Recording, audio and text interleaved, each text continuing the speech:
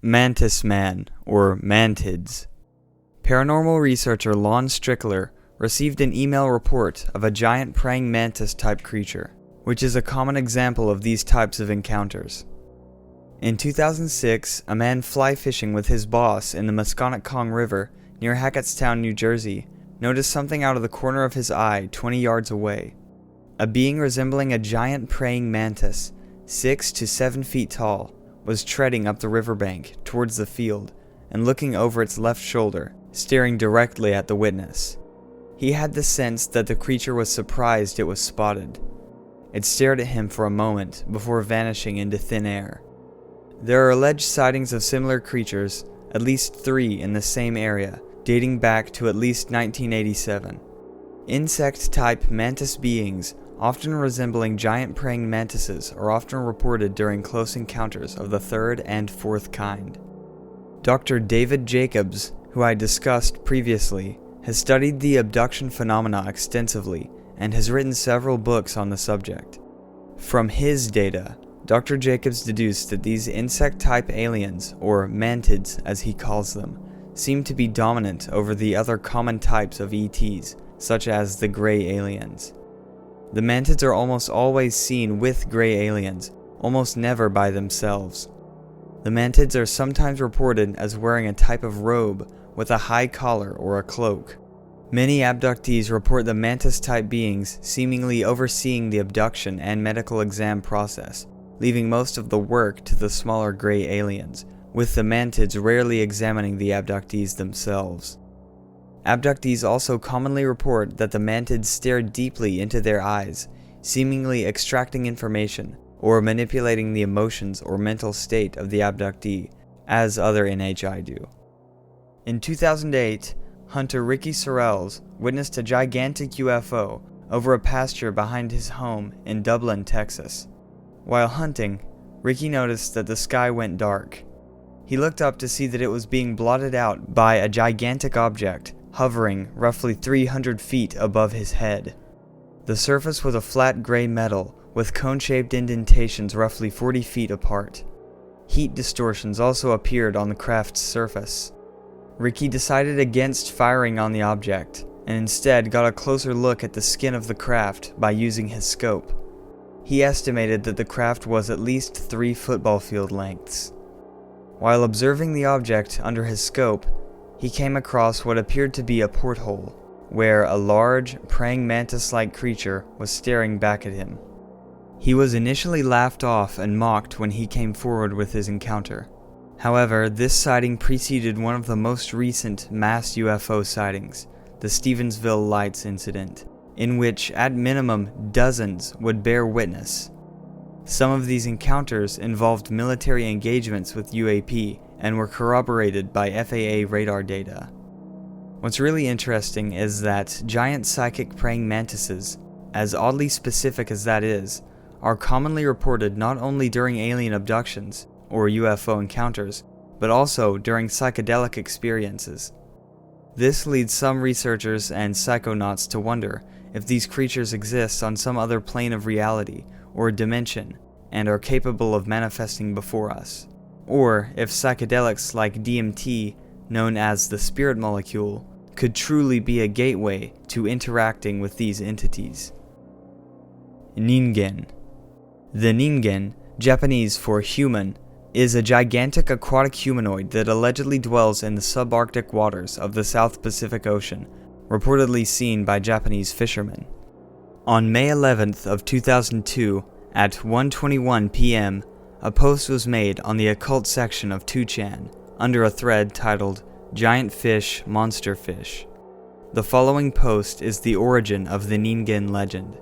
Quote, I heard that the research whaling surrounding the Antarctic Sea, conducted by the Japanese government, is not only conducting research on the whales they catch, but also researching and recording whales they do not catch.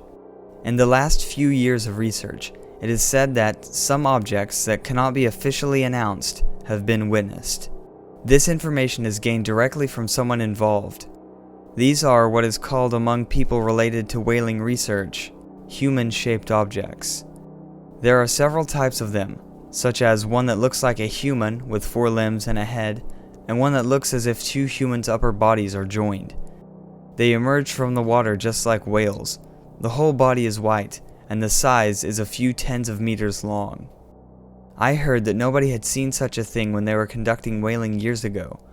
They are really baffled at it, because an official announcement of the object could overturn the credibility of current whaling research.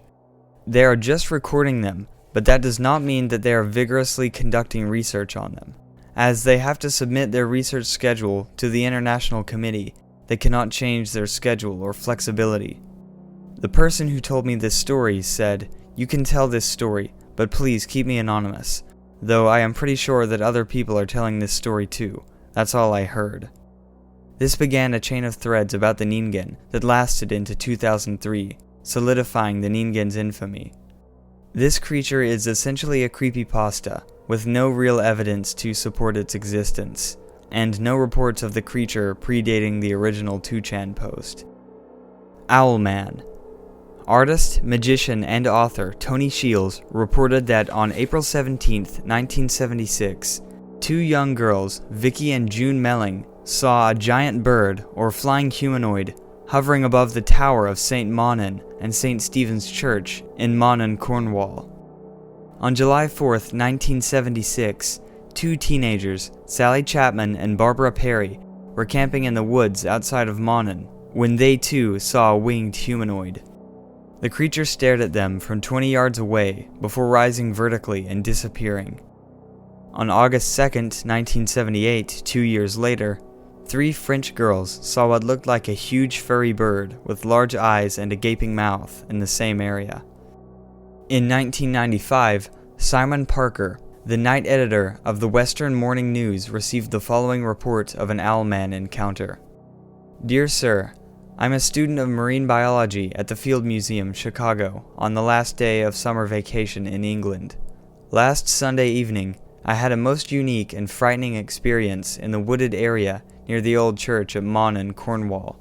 I experienced what I can only describe as a vision from hell. The time was 15 minutes after 9, more or less.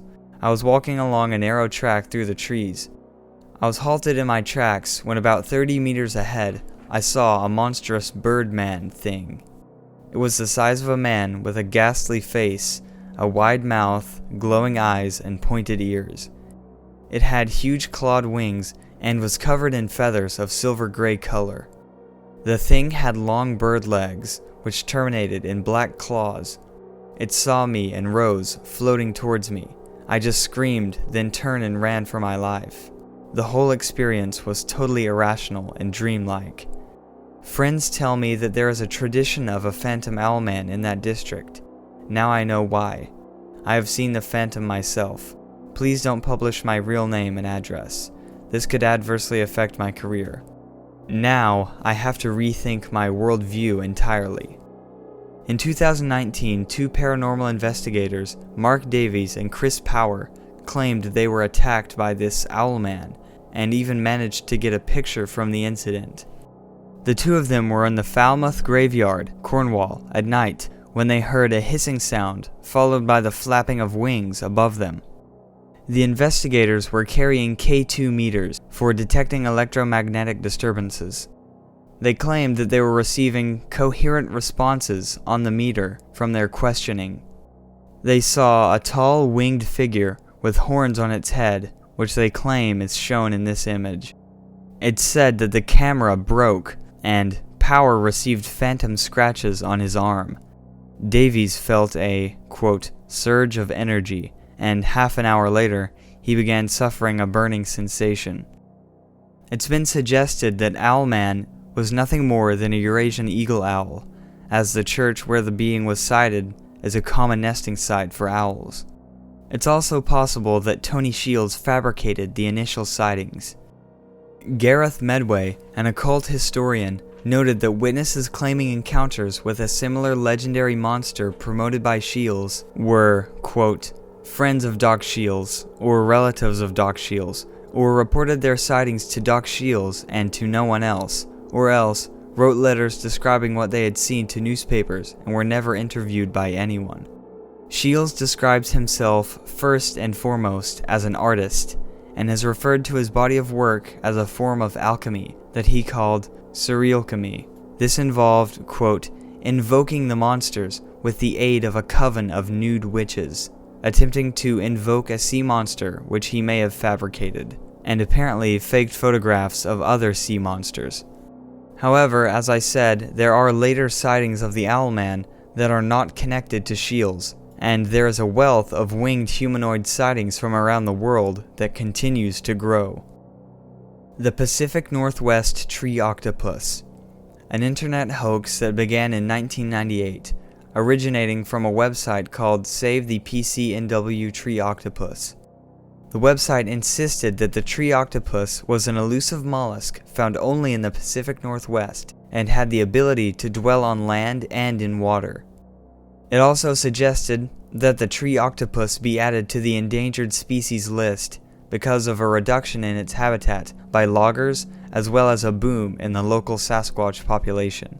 Again, this is just a hoax. The Minnesota Dogman.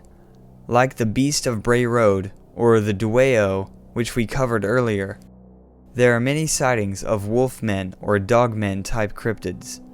Over the years, Minnesota has had several reports of dogman type cryptids. The creature is consistently described as having the torso of a man and the head of a wolf, and is said to be roughly 7 feet tall. Most of the reports I'm able to find are submitted anonymously, which gives me cause to question their credibility. But then again, these reports often ruin or at least gravely damage the reputation of the witness, due to the stigma associated with this phenomenon.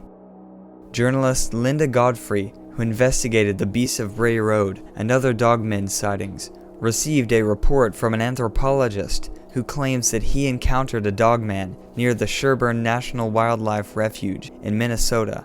The witness regularly commuted to work, driving 40 miles from St. Cloud to Princeton. In March of 2006, the witness struck a deer with his car while driving near the Sherburne National Wildlife Refuge while taking State Highway 95. Since that accident, the witness began to drive slowly around the area. His report states, "In mid-April, about 6 weeks after I struck the deer, I was passing the refuge, driving slowly, looking for deer. I saw the reflection of eyes, like a deer or raccoon, near the south bank of the highway. I slowed down further and the animal bolted out, 20 feet in front of my car. It crossed the road from south to north. I wish I could tell you that it was another deer, but I'm convinced that it wasn't. Whatever it was, it moved on 2 legs, not 4. I only saw it for a few seconds, and my adrenaline was pumping, thinking I was going to hit another animal, but I can see the flashes of what I saw in front of me in my mind's eye as clear as yesterday. Its forward limbs did not touch the ground. This was bipedal, maybe 6 or 7 feet tall. It was brown or maybe dark gray. The eyes were reflective like a deer's. Its limbs were long and robust like a man's, not spindly like a deer's. I think that it was covered with hair or fur, accounting for the color, and the shape of its face was not flat like a man's, but prognathic to the point of having a snout like a dog's. It ran north across the highway, and I accelerated west towards St. Cloud. I have a degree in anthropology with a minor in biology, and a degree to teach social studies. I'm a teetotaler and have no serious religious convictions. The point is that I'm not prone to flights of fancy or wild imagination. I didn't see a deer or a black bear, and if it was a man in a suit, he ran the risk of becoming roadkill. Again, this is anonymous, so obviously it should be taken with a grain of salt, but it's still interesting. I'll leave links in the description to other dogman sightings in Minnesota. Quetzalcoatl, a deity in Aztec mythology, considered to be the god of wind, Venus, the sun, merchants, arts, crafts, knowledge, and learning. He was also considered to be a culture hero or a civilizing hero who taught the Aztec agriculture and gave them the calendar. The god's name means plumed serpent, and he is often depicted as a great feathered serpent. Skunk ape. Though Bigfoot sightings are mostly known to come from the Pacific Northwest or northwestern United States, reports of mysterious hairy ape-like creatures are made from across the continent and across the world. To many, the skunk ape is the Bigfoot of the southeastern USA, or often the Florida Bigfoot, as it is often seen in forests and swamps, particularly the Everglades. The skunk ape is considered Bigfoot's cousin and gets its name from its terrible odor, often compared to skunk spray, rotting eggs, wet dog, or all three. It is also described as having dark brown, black, or reddish fur, and often reported to be 5 to 9 feet tall. By 1818, there were newspaper reports of a man-sized monkey stalking fishermen and raiding food stores. As the decades passed, the sightings continued and increased dramatically in the 1970s. In February of 1971, H.C. Osborne was camping near an Indian mound in the Fort Lauderdale area. While inside his tent, he was hit with an overwhelming odor. Outside of his tent, he saw an 8-foot-tall, 700-pound man-ape covered in light brown fur. The following morning, he discovered 5-toed footprints which were 11 inches wide and nearly 18 inches in length. Another incident took place in 1974 when Palm Beach County Sheriff's Deputy Marvin Lewis and Deputy Ernie Milner were west of Lantana. The officers were allegedly stalked by the skunk ape through a barbed wire fence. Eventually, the two men shot at the creature, causing it to groan and flee. Marvin Lewis would later say of the skunk ape, quote, "I know it exists." By 1977, the sightings became so frequent that lawmakers attempted to pass a law that would protect the creature if it was captured. In 1977, State Representative Paul Nuckols tried to pass House Bill 1664, which would have made it a misdemeanor to, quote, "take, possess, harm, or molest anthropoid or humanoid animals." He would say of the bill, quote, "I'd hate to see someone catch one and put it in a circus or in a zoo." This bill to protect humanoid creatures was introduced but never passed. In 1997, a particularly dramatic encounter took place when a tour bus of 30 to 40 people is said to have witnessed the creature, a, quote, 7-foot, red-haired ape. The same year, and only 2 miles away, on July 21st, Fire Control Chief Vince Doerr photographed what he claimed was the skunk ape when it passed in front of his car. He stated, like many other witnesses, that he never believed in such a creature until he saw it himself. Real estate agent Jan Brock also saw the creature the same morning. Quote, "The thing just ran in front of my car. It was shaggy looking and very tall, maybe 6.5 or 7 feet tall." In the year 2000, the most famous photo of the skunk ape was anonymously sent to a sheriff's office, along with a letter. Quote, "Dear Sir or Madam, enclosed, please find some pictures I took. My husband says he thinks it is an orangutan. Is someone missing an orangutan? It is hard to judge from the photos how big this orangutan really is. It is in a crouching position in the middle of standing up from where it was sitting. It froze as soon as the flash went off. I didn't even see it as I took the first picture because it was so dark. As soon as the flash went off for the second time, it stood up and started to move. I then heard the orangutan walk off into the brushes. From where I was standing, I judge it as being about 6.5 to 7 feet tall in a kneeling position. As soon as I realized how close it was, I got back to the house. It had an awful smell that lasted well after it left my yard. The orangutan was making deep whoop noises. It sounded much farther away than it turned out to be. If I'd known it was as close to the hedgerow as it was, I wouldn't have walked up as close as I did. I'm a senior citizen, and if this animal had come out of the hedgerow after me, there wasn't a thing I could have done about it. For 2 nights prior, it had been taking apples that my daughter brought down from up north, off our back porch. These pictures were taken on the 3rd night it had raided my apples. It only came back 1 more night after that, and took some apples that my husband had left out in order to get a better look at it. We left out 4 apples. I cut 2 of them in half. The orangutan only took the whole apples. We didn't see it take them. We weighed it up, but eventually had to go back to bed. we got a dog back there now, and as far as we can tell, the orangutan hasn't been back. In photo 1, there's a leaf just above the creature's mouth that looks to be a part of the vegetation in the foreground. However, in picture 2, where the creature has moved slightly, the same leaf is still in place above the creature's mouth, almost as if it were a mustache. In addition to this, a more recent ELA or error level analysis of the photo has shown that the photos do have signs of manipulation, and that there are discrepancies in the brightness levels on a level that the human eye can't ordinarily see.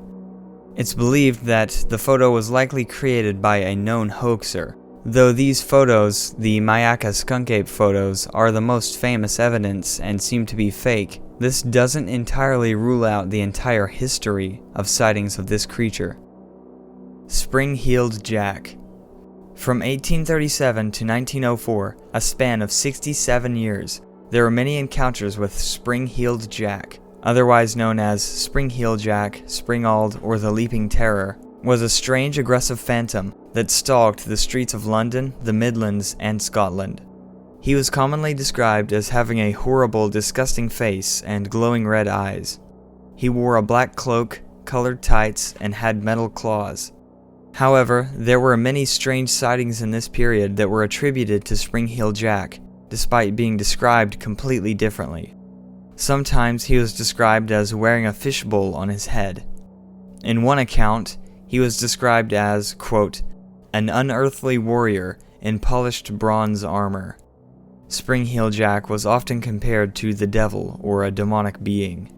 In October of 1837, Mary Stevens was walking through Clapham Common when a man leaped at her from a dark alleyway. Her assailant held her down, kissed her face, and used his claws to slice at her clothes. In her deposition, she stated that his claws felt cold and clammy as those of a corpse.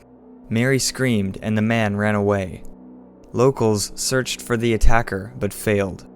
The next day, the same man was reportedly seen near her home by multiple witnesses. The man ran out in front of a carriage, causing the coachman to crash, severely injuring himself.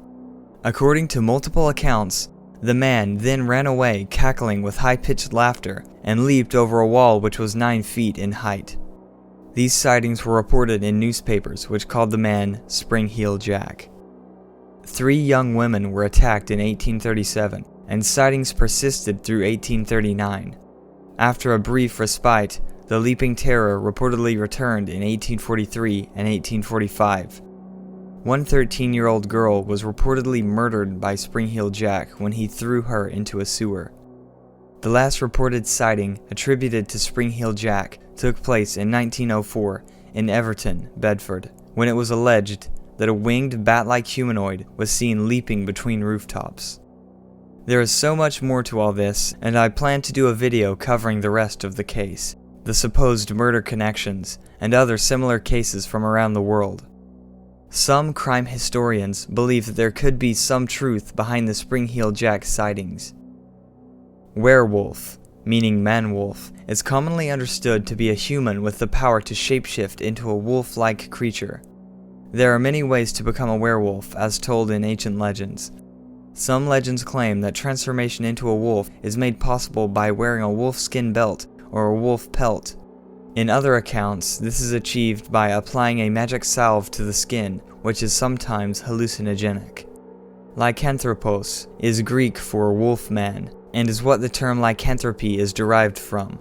Clinical lycanthropy is a rare psychiatric syndrome wherein a person believes he or she has been transformed into, or is, a non-human animal. In Greek mythology, King Lycaon of Arcadia was transformed into a wolf by Zeus as punishment for the ritual sacrifice of his baby. In the 5th century BC, ancient Greek historian Herodotus wrote that the Neuri of Scythia were known to transform into wolves for days on end. From the 15th century to the 18th century, werewolf trials accompanied the witch hunts and witch trials, because in many such cases, lycanthropy was also seen as a form of witchcraft or Satanism. Many pagans and serial killers from the medieval era were accused of being werewolves, and some were essentially forced to confess to their lycanthropy before being put to death. In 1589, the Werewolf of Bedburg, Peter Stump, confessed to the murders of 18 people. He claimed that he was given a magic girdle by the devil, which allowed him to transform into a wolf to commit his murders. It's believed now that Stump may have suffered from clinical lycanthropy. A Mrs. Delbert Gregg of Gregton, Texas, claimed that one night in July of 1958, she witnessed a large, shaggy wolf-like creature with glowing slitted eyes and large fangs that clawed at her window screen.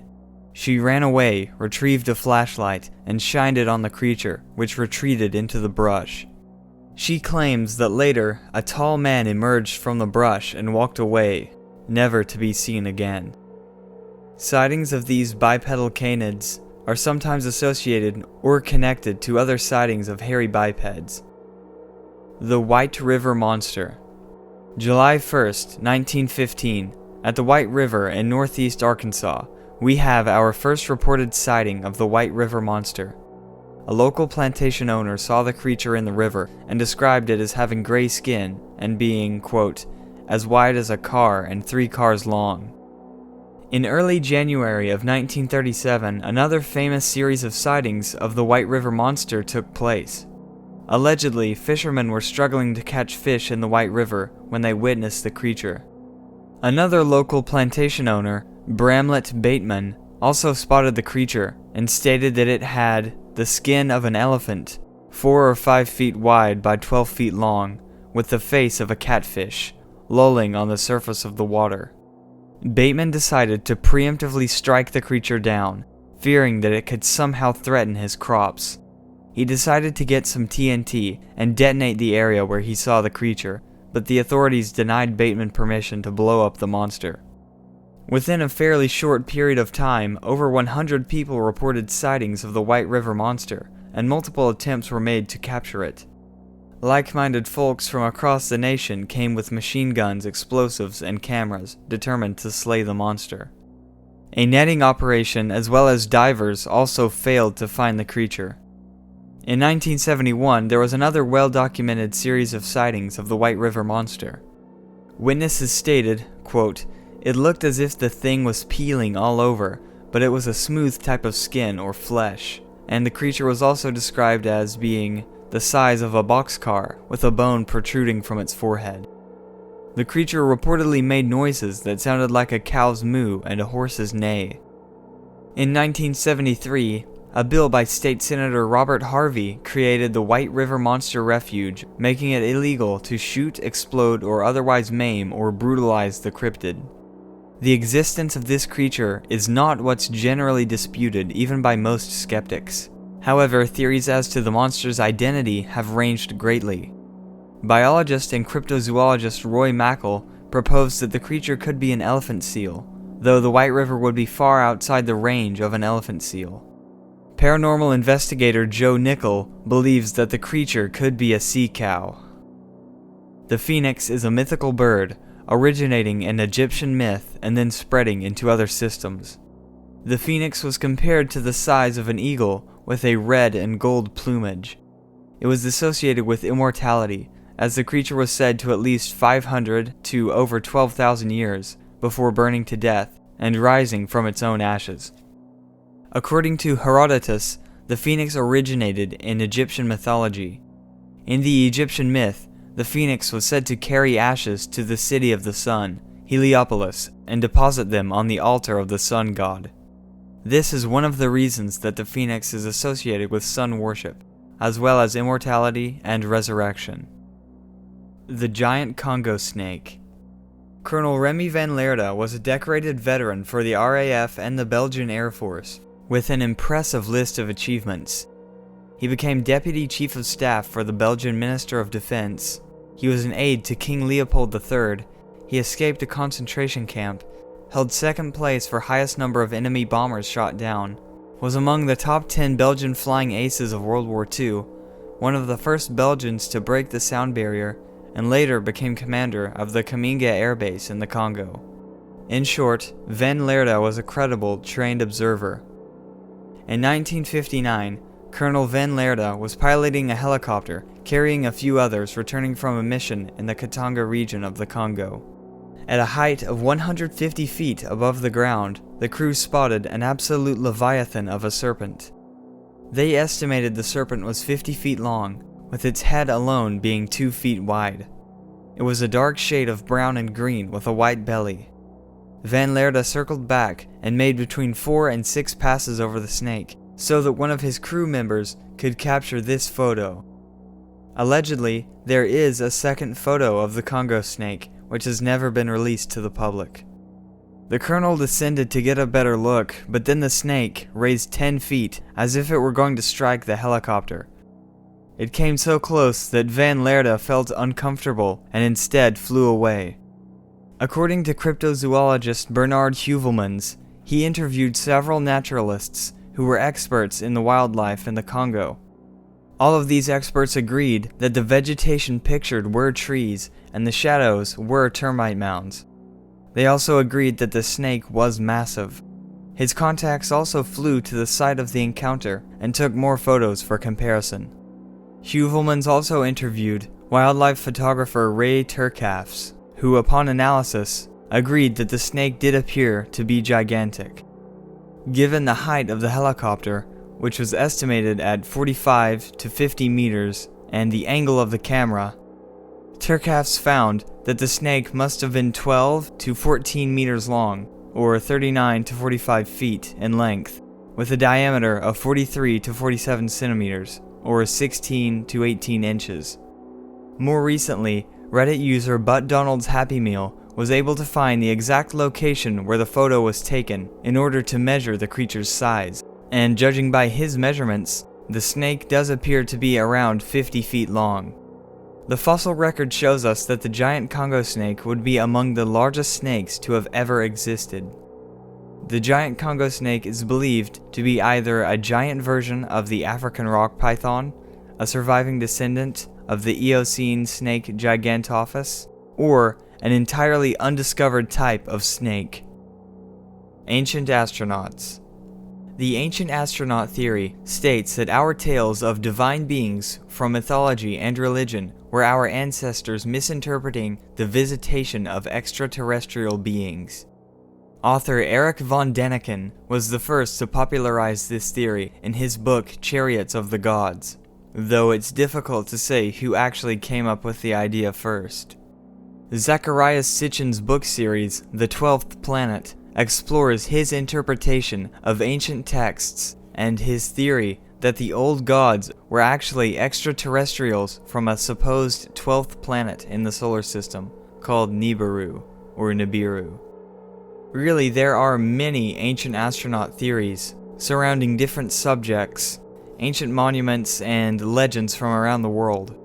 One example would be the ancient astronaut theories surrounding the Dogon tribe of Mali in West Africa, which mostly originates from the book The Serious Mystery by Robert K.G. Temple. Allegedly, the Dogon tribe knew of the star Sirius B, which is normally invisible to the naked eye. They had this advanced astronomical knowledge despite lacking the astronomical knowledge or tools to actually observe this star. In fact, Sirius B was unknown to science until 1862. Temple theorized that the Dogon's advanced astronomical knowledge and oral histories record ancient contact between the Dogon tribe and extraterrestrials. The ancient astronaut theory is now well known because of the Ancient Aliens TV show, which was inspired by Däniken's book. Though the TV show has some glaring errors and sometimes blatantly misrepresents facts, many researchers and authors have discussed similar theories based around ancient contact with non-human intelligence, totally separate from some of the silly ideas discussed on Ancient Aliens. Man-eating tree. There are several strange accounts of trees that eat people. Some of these are admitted hoaxes, such as the Madagascar tree, while others originate in folklore. According to James W. Buell's 1899 book, Sea and Land, the Yate veo is a plant native to Africa and South America.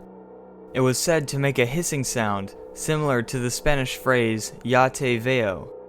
Additionally, it was said to have spines that resemble, quote, many huge serpents in an angry discussion, occasionally darting from side to side as if striking at an imaginary foe. It would use these spines to ensnare and crush its prey, absorbing the blood. Doppelganger, German for double walker, is now understood to be an unrelated look-alike of a person, or a twin stranger. This phenomenon has become more prevalent since the advent of the internet. A 2022 study on a group of doppelgangers found that, though they are not related by ancestry, they actually share many genetic variants. Even modern facial recognition software struggled to differentiate some of the lookalikes. In Germanic lore, all living beings have a spirit double who is normally invisible, but is an exact copy of the living being. Doppelgangers were known as the negative spiritual counterpart to the living. Doppelgangers were said to have been seen while the person was alive, unlike a ghost, which only appears after death. Seeing the apparition of someone's doppelganger was considered a bad omen.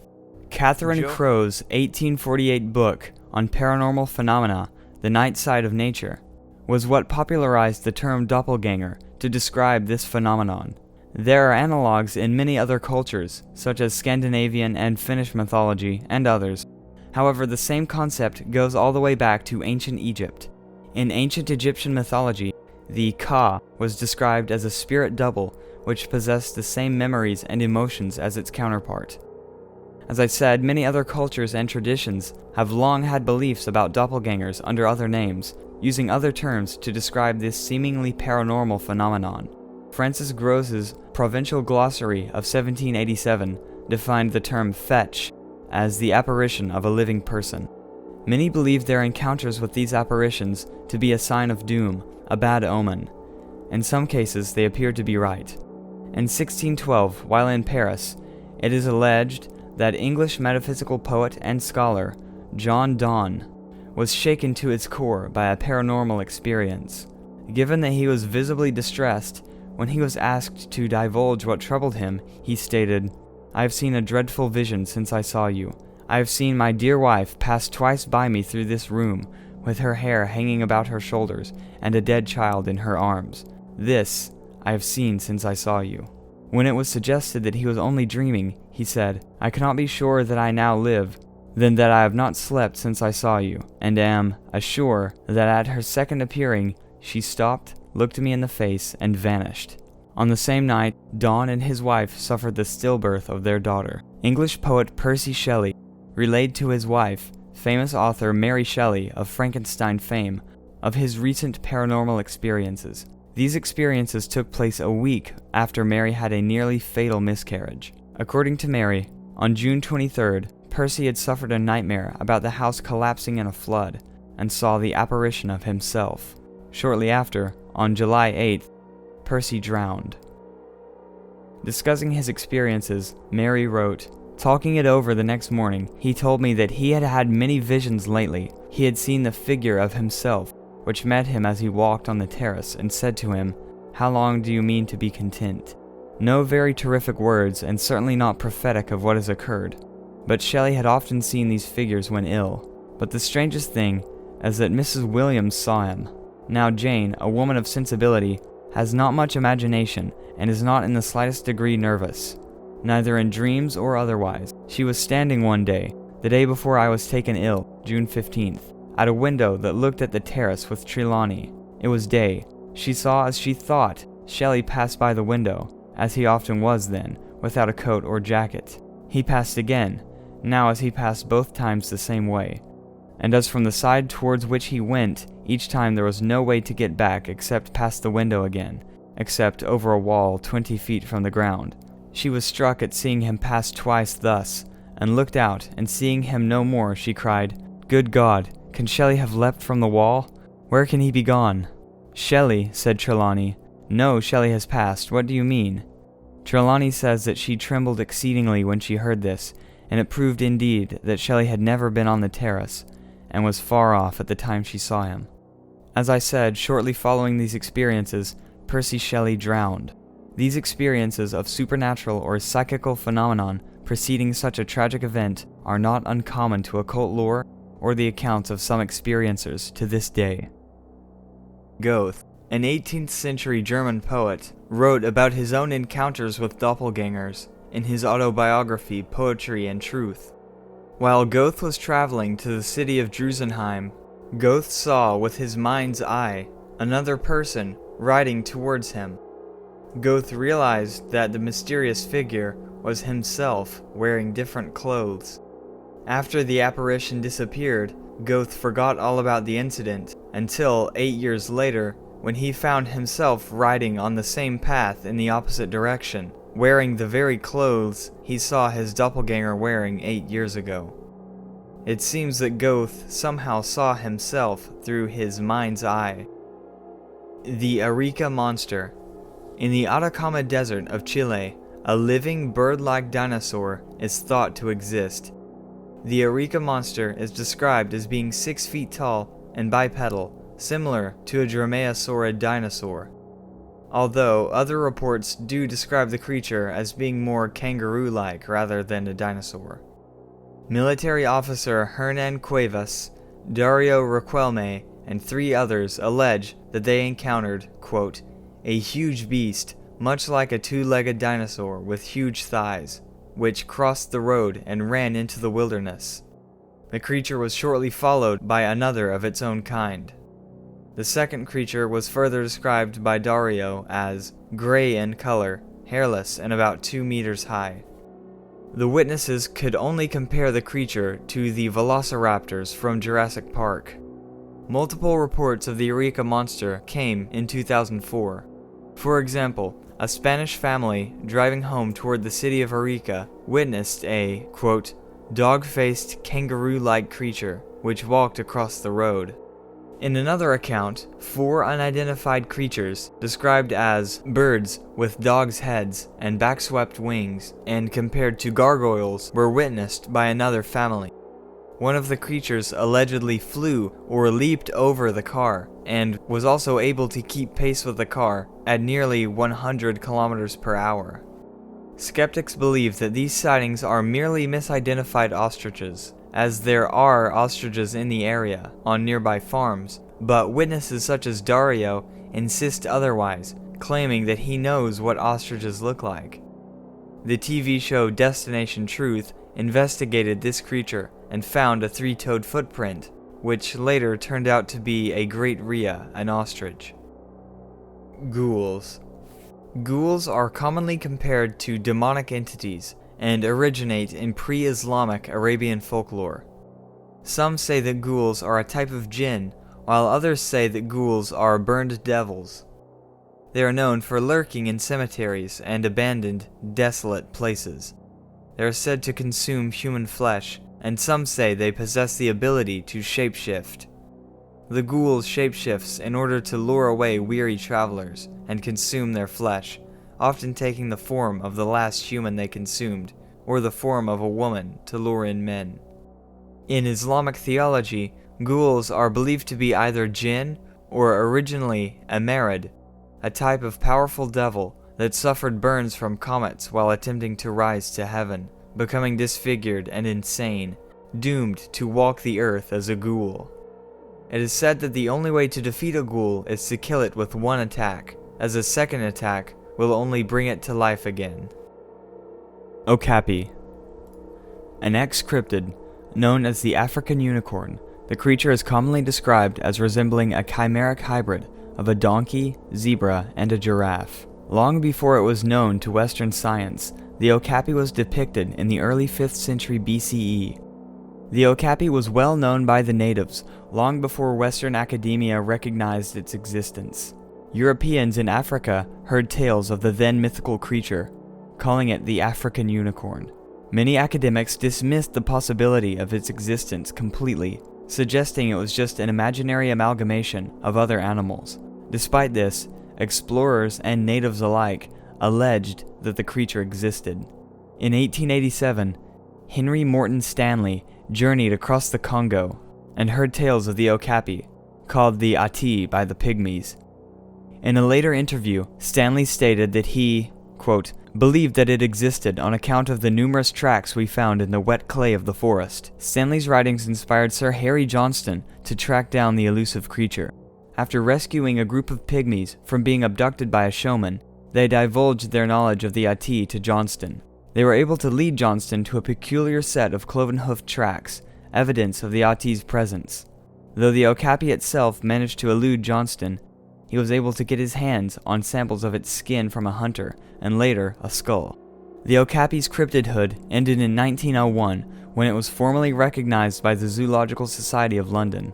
The father of cryptozoology himself, Bernard Heuvelmans, regarded the Okapi as a major victory for cryptozoological methodology. The Okapi became the symbol for the International Cryptozoological Society, as well as its spiritual successor, the International Cryptozoology Society, symbolizing a triumph of cryptozoology breaking into mainstream science. The Okapi is now an endangered species, with its population reduced roughly 50% in the last 20 years. It is the only known living relative of the giraffe. In the description, you can find a link to the Okapi Conservation Project.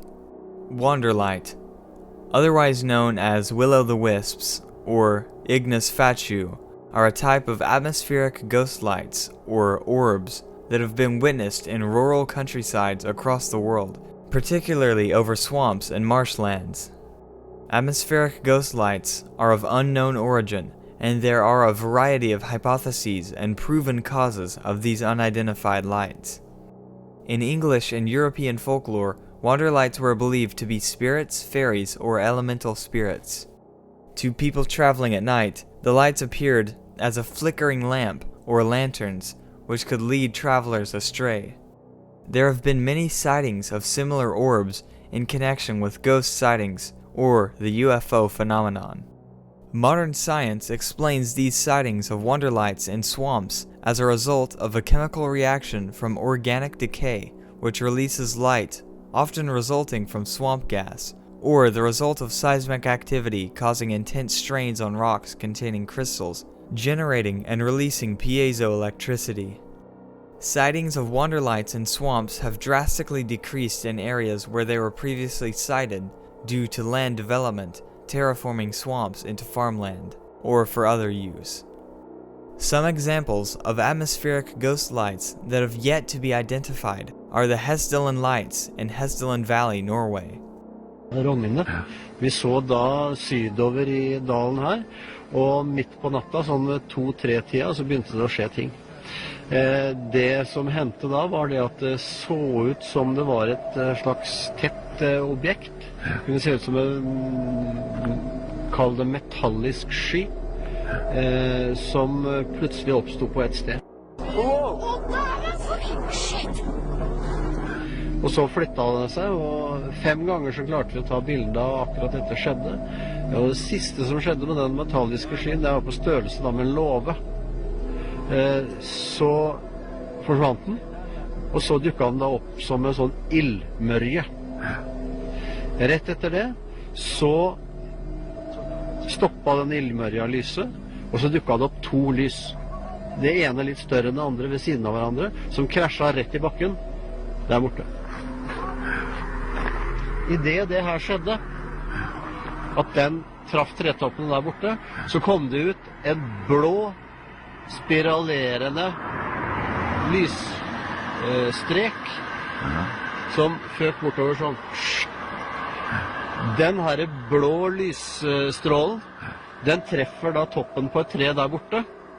Og med en gang den treffer det, rett etterpå det, så forandrer den bølgelengden I hvordan den spiralerer bortover.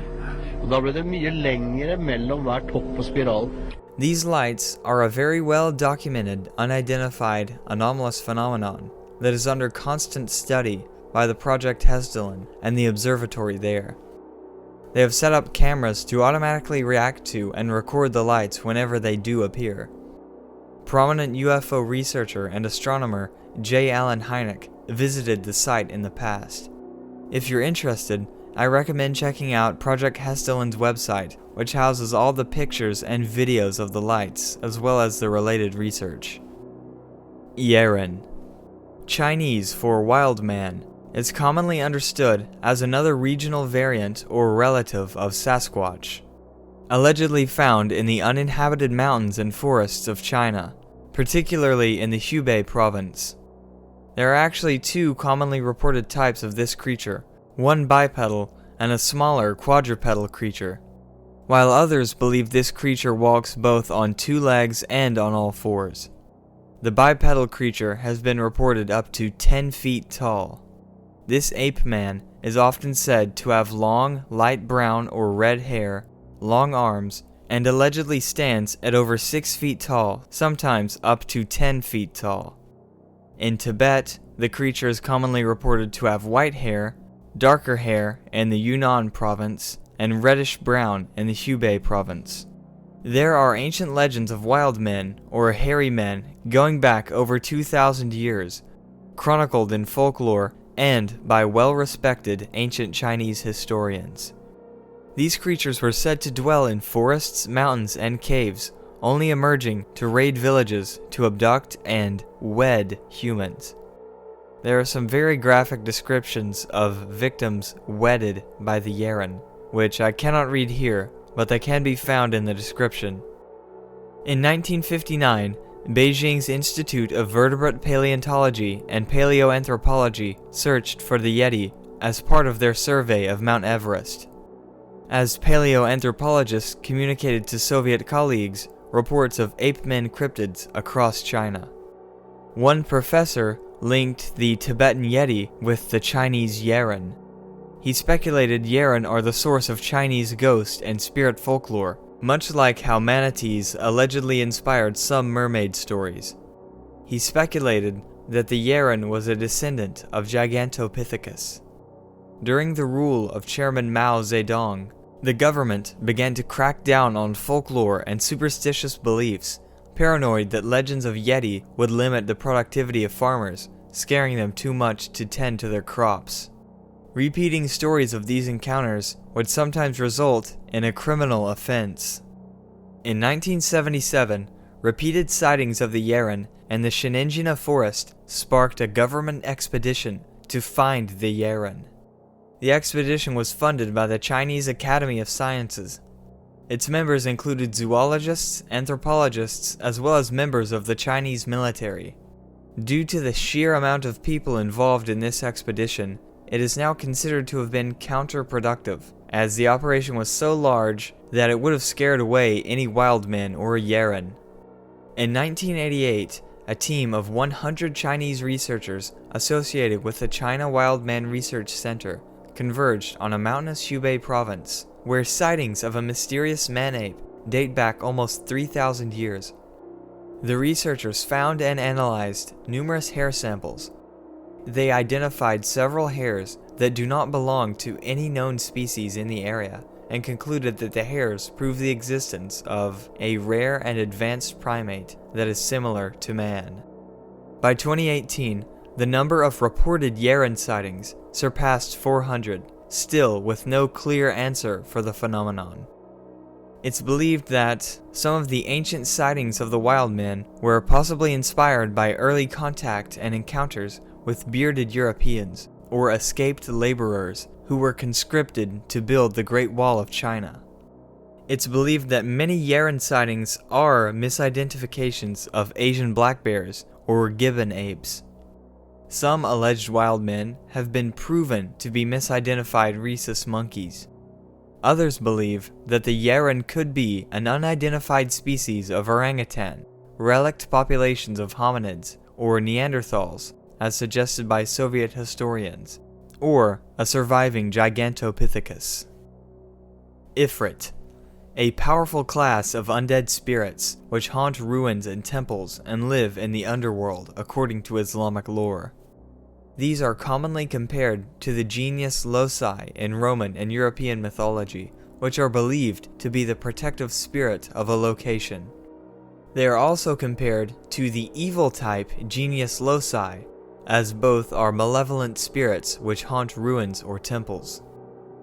The Beast of Exmoor, a type of phantom cat or alien black cat, a big cat found outside its indigenous range. although some witnesses do describe a creature with a German Shepherd-like head. Since the 1970s, the Beast of Exmoor has been sighted in the fields of Exmoor in Devon and Somerset, England. Hundreds of livestock deaths have been attributed to the beast. In 1983, farmer Eric Lay had over 100 of his sheep murdered in a span of only 3 months, with all deaths caused by attacks to the throat. This proved the legends to the locals, and unexplained livestock murders have been blamed on the Exmoor beast ever since. 16-year-old student Susan Fernandez saw the Exmoor beast while being driven to work in North Devon. She stated, quote, "I saw a very big black animal in a field. At first I thought it was a cat, but it was too big for that. It was black and had a long tail. There was white on each foot. Additionally, large paw prints were found and examined by experts who believed they were left by a panther weighing 70 pounds. In response to the sightings, a cash prize equivalent to $1,600 was put up for video evidence of the creature, and the British government sent in Royal Marine snipers to seek and destroy the Exmoor beast in Operation Beastie. For 3 nights, the snipers searched for the phantom cat, and allegedly a few Marines had fleeting sightings of the beast. The commanding officer of Operation Beastie stated that the creature behaved with high, almost human intelligence and, quote, always moved with surrounding cover amongst hedges and woods. After the 3rd night, the operation was called off for fear that an amateur photographer seeking the reward would be mistakenly shot. Superintendent Douglas McClary stated, "Until we shoot the damned thing, we don't know what it is." By 1987, the Beast of Exmoor had killed over 200 animals. Locals have theorized that the creature used a nearby abandoned mine as its lair. It's also been theorized that the beast was a black panther or cougar that was released from a private collection in the 70s, after private ownership of exotic pets was outlawed. The British Big Cat Society has gathered evidence that at least 23 releases of big cats into the wild occurred after private ownership of these types of pets was outlawed. In 2005, a farmer in Devon discovered a skull which experts believe belonged to a puma. Could this be one of the infamous alien big cats? The Department for Environment, Food, and Rural Affairs has stated that, quote, "Based on the evidence, DEFRA does not believe that there are big cats living in the wild in England." More recently, these alien black cats have become all too real. In 2022, following a sheep attack in Gloucestershire, black strands of hair were found on a barbed wire fence. This farmer had dealt with suspected big cat attacks on his farm previously. A sheep killed in 2017 was found to have tooth marks potentially belonging to a big cat. The black strands of hair were collected, and its mitochondrial DNA was studied in a forensic lab, which discovered a 99% match to the leopard species Panthera pardus. In October of 2024, a Cumbrian farmer, Sharon Larkin Snowden, stumbled upon what appeared to be a large black cat eating the corpse of one of her sheep. Quote, "To my right, I saw something black running and assumed it was a sheepdog. Then I did a double take and realized it was a black cat. It ran towards a stone wall, stopped, and then jumped the wall. It was big, the size of a German Shepherd dog. The corpse was very fresh. Only some of the internal organs were consumed when she encountered the alien black cat." Larkin Snowden took a swab from the sheep's nose and limbs and sent them to a lab in the University of Warwick, which specializes in big cat DNA. The result was a positive identification of DNA belonging to the Panthera genus. Santerre. The Santerre is a carnivorous phantom cat-like creature that was reported in the late 19th and early 20th centuries in North Carolina. Though opinions differ on the creature's appearance, it was described as a quadruped with long hair and a bald head. Its tail was said to have 8 knots in it, which it frequently uses as a weapon. The murders of livestock and the disappearances of children were attributed to the Santerre by newspapers of the time.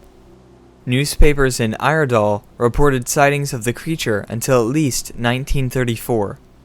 Obviously, newspapers sometimes engage in yellow journalism, so it's possible that these accounts were sensationalized or entirely fabricated. It's highly likely that multiple encounters with different animals were all attributed to the Santerre by the newspapers. However, sightings of phantom cats persist in North Carolina to this day, an area where none are supposed to exist. Alien spores. I believe this entry refers to a mass of orange goo that washed up near the village of Kivalina, Alaska in 2011.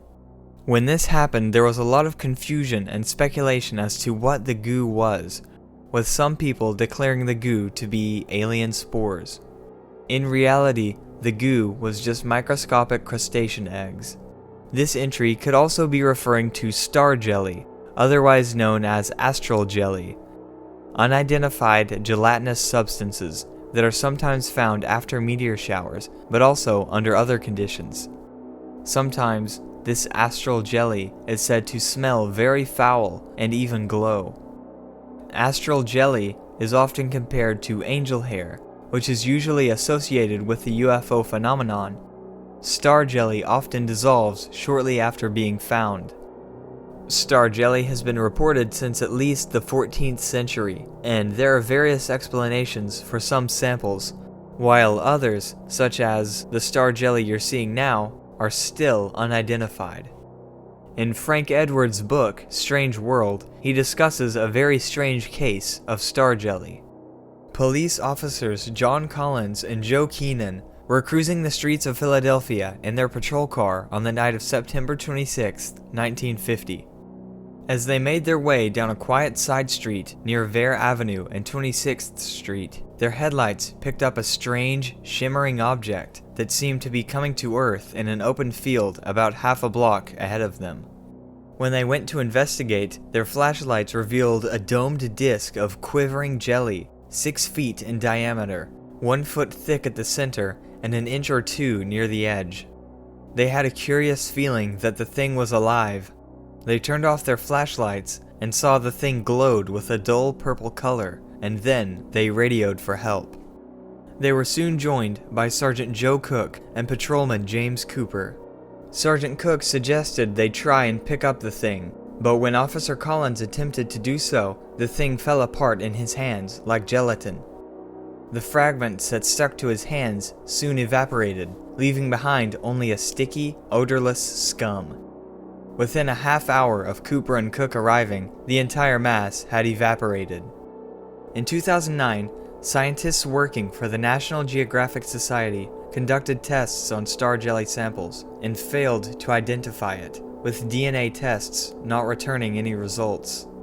This sharply contrasts with the authoritative narrative, which theorizes that reports of star jelly merely stem from the ovaries of frogs or toads, regurgitated by predators because it's not digestible. If this were the case for the anomalous samples of star jelly, DNA would have been found. On top of this, there are cases such as the one I just went over, where large amounts of star jelly are found at once, which rules out this explanation. There are a lot of theories about star jelly, but no real answers. Atmospheric beasts, described as cryptids which seem to live in the sky. Some believe that atmospheric beasts actually serve as a possible biological explanation for some UFO sightings. Cryptozoologist and author Ivan T. Sanderson believed that some UFOs were low-density, lighter-than-air organisms native to the skies. I've covered previously on the channel several cases of these so-called flying jellyfish, including a military encounter which has yet to be explained.